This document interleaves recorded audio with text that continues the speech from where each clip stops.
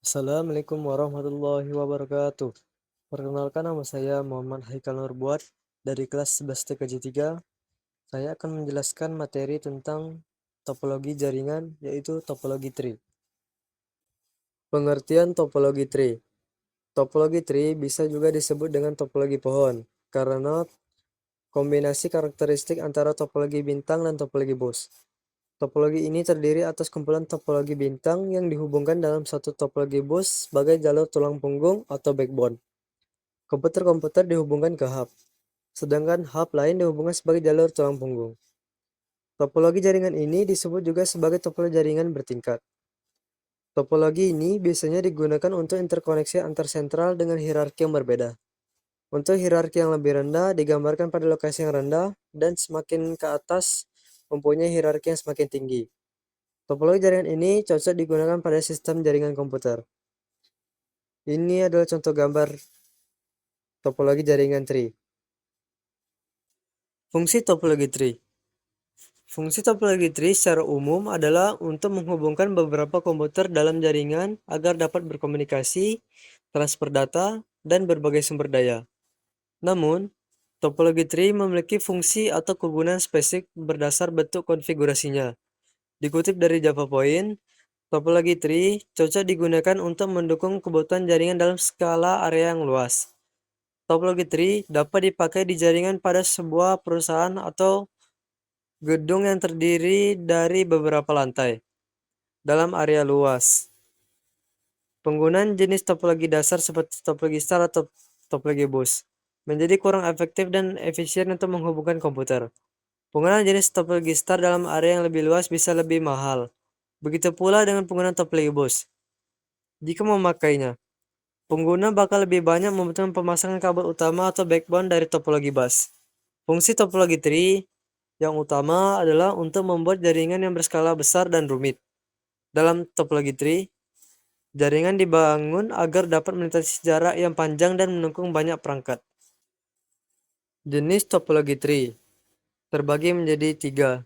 Yang pertama ialah bus tree topologi.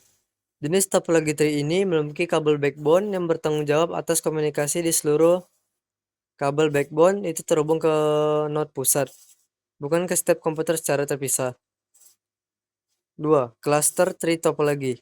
Jenis topologi tree ini memiliki konsep kunci yang terletak pada konfigurasi yang menghubungkan komputer atau node utama dengan node sekunder. Node utama di cluster tree topologi bisa hanya berupa perangkat penghubung seperti hub atau switch. Yang ketiga, spanning tree topologi. Jenis topologi tree ini menghubungkan setiap node dalam satu rangkaian. Spanning tree topologi lebih banyak menggunakan kabel saluran utama atau backbone untuk menghubungkan beberapa klaster yang tersedia di seluruh jaringan komputer. Karakteristik topologi tree memiliki konfigurasi yang menggabungkan antara topologi bus dan star. Memiliki rangkaian saluran yang berbentuk seperti struktur pohon. Dalam topologi tree, penggunaan dapat menambahkan lebih banyak node di area atau lokasi tertentu dengan memperluas topologi star yang terhubung ke kabel backbone. Jika salah satu di jaringan gagal, pengoperasian di seluruh jaringan tidak terpengaruh. Karena terdapat switch atau hub, performa jaringannya bisa berjalan cukup baik dan lebih aman. Topologi tree cocok dipakai untuk membangun jaringan dalam skala yang luas. Cara kerja topologi jaringan tree secara sederhana adalah hubungan antara node server atau node utama, node penghubung, dan node akhir. Saat node server ingin berkomunikasi dengan komputer akhir, server akan mengidentifikasi alamat tujuan dan data yang hendak dikirim. Kemudian server bakal mentransmisikan sinyal ke kabel backbone. Setelah selesai membuat paket data yang ditransmisikan akan mulai melewati kedua sisi cabang dari saluran utama bus.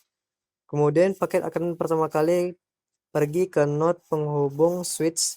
Setelah menerimanya, switch akan memeriksa alamat tujuan paket.